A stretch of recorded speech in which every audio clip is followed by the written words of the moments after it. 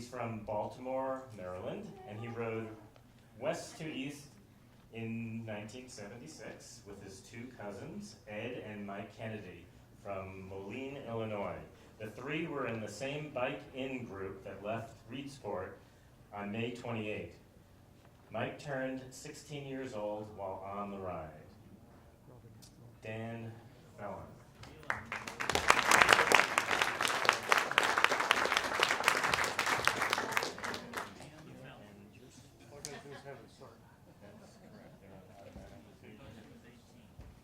How you doing, Steve? Thanks for having me follow somebody who was giving out free stuff. This is a story of the two groups that started on the same day, the biking group and the camping group that we interacted with all the time. Put the mic closer to your mouth. Okay, thank you. This is a story of the two groups that started on May 28th. There's 8 of us here today.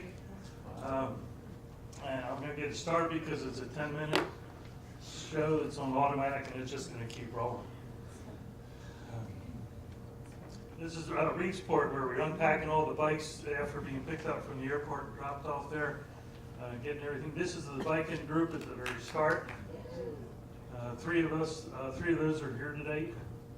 Obviously starting from the Pacific, so I'm going to kind of wing this. This is on automatic. For Reedsport, we were riding about 5 minutes before it started raining, so we got to 5 minutes. This obviously the vegetation on the west coast before we went over the hill.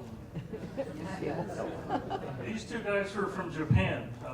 Spoke very little English. They had all of their gear on the front of their bikes, which was actually very unstable because they kept going up hills, they kept swerving. One guy finally did move his stuff to the back. Sandy Am Pass, Memorial Day weekend. I happened to be by myself, so I didn't get a chance to take pictures with anybody else. So that's what Memorial Day weekend looked like. Going down the other side, that's my cousin Mike on the left. The guy on the right was Paul. He was about 70 years old. He was an independent riding that we crisscrossed a lot. My cousin Ed on the left. This is one of the Japanese guys going up that just thought this was a real pretty spot. Getting close to Baker, Oregon. Again, on the way into Baker. Baker was the first rest stop that we had. This picture is in Greg Seipel's book. It's the bike in Baker. I got 5 pictures in the book. I made 700 slides available to Greg Seipel that he went through and chose 5. This is up the hill from Brownlee Dam. There was a little coffee shop or rest stop or something, and riding along we just saw this. I've seen this in a few other presentations also. Gearing up for the ride down the hills, you know, getting some more clothes on because it was cold out there. Everybody knows this one, Whitebird Hill. Yeah. This is at the very top where we picked up the main highway. Looking back down, so that's what we came up. This is in Syringa. I think it's on the Loksha River. Before going up the Loksha River, we stayed in the teepees where the bike in. This is around the area where some of the groups, camping groups, got problems with some bad water. Lolo Pass is supposed to here. Coming into Missoula. This sign is now different. I just went out and looked for it yesterday. Is that coming towards Lolo? I forget exactly where it is. This is from Wisdom to Dillon, 10 miles of mud. It was not a gravel road. It had originally been a dirt road. This is at the end of the mud road stretch. This was a real cold, rainy day. One of the more memorable ones. You'll see why in a minute.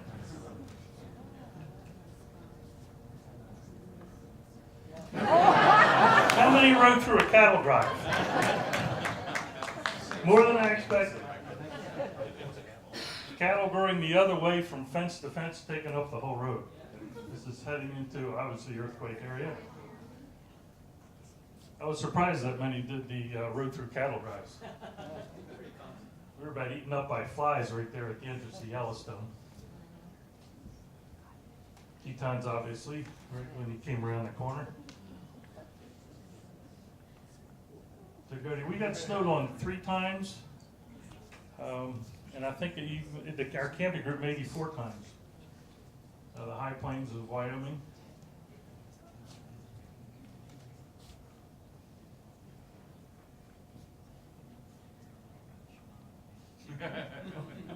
A few other people had this same shot in their presentations, obviously. And I think most people know where this is heading. That's what everybody says. Everybody says? This one. Yeah. I'm on the left, my cousin Ed's in the middle, he's here, and Mike on the right. A lot of gravel road heading out of there. How many remember these? Westbrook County crossing, you remember? Hitting the plains, obviously it got hot, and a lot of people had, water stops out for us, was real nice. And Shimano Man, there you are. There's Dan Burton in the orange, I'm in the white to the right. This was in, I think, Eads, Colorado.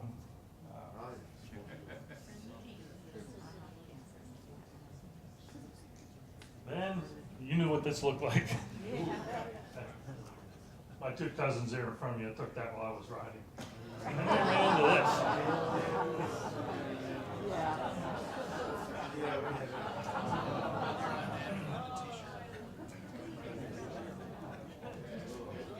this. This picture's in Greg Seipel's book. Got 2 cousins there. Eastern Kansas, because it's getting hilly, you see there. Leading into Missouri.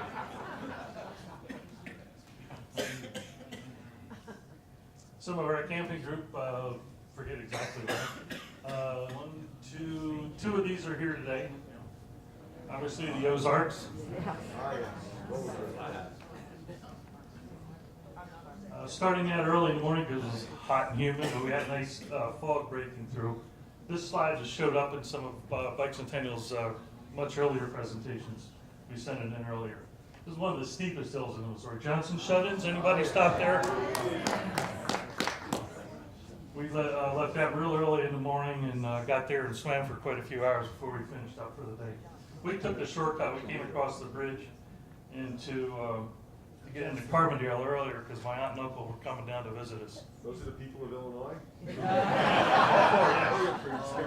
This was the Japanese guy's bike. All this gear was on the front. Storm in Eddyville, Illinois. You see those 2 tents? Yeah.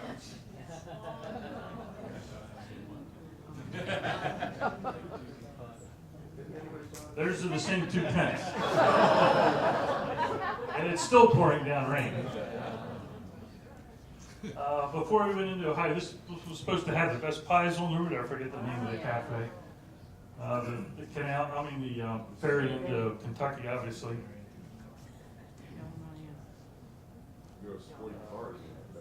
I think about everybody got a picture of that on their route. This is the whole camping group. I think it's the only known photo of all of them in one place.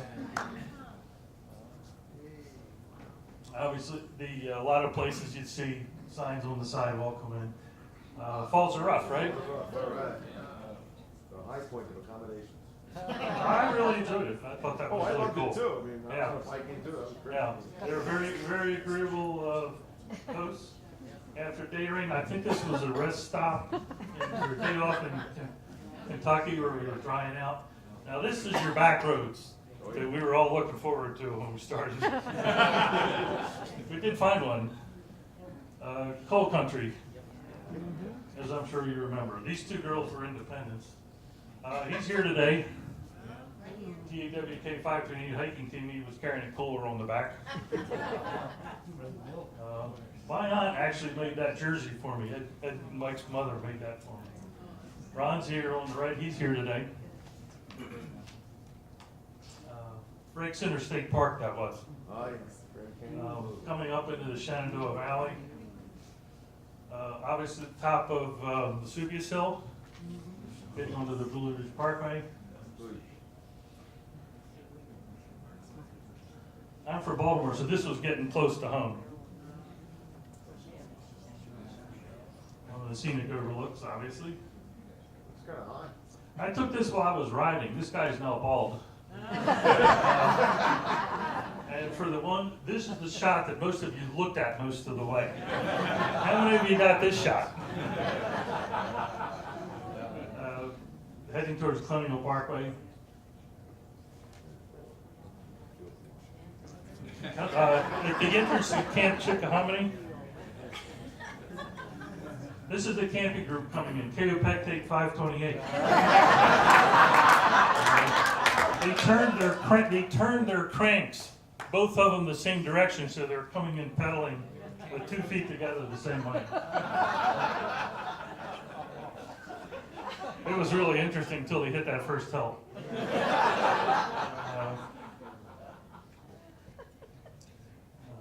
These is all the people in our 2 groups.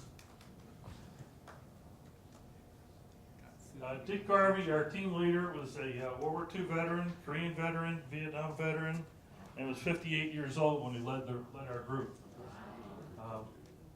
This is, I think, the last slide. Any questions? Am I out of time? Because it was a 10-minute slide presentation. It was 20 minutes 15 years ago, by the way. Can I have the people from these 2 groups stand up or wave or raise their hand?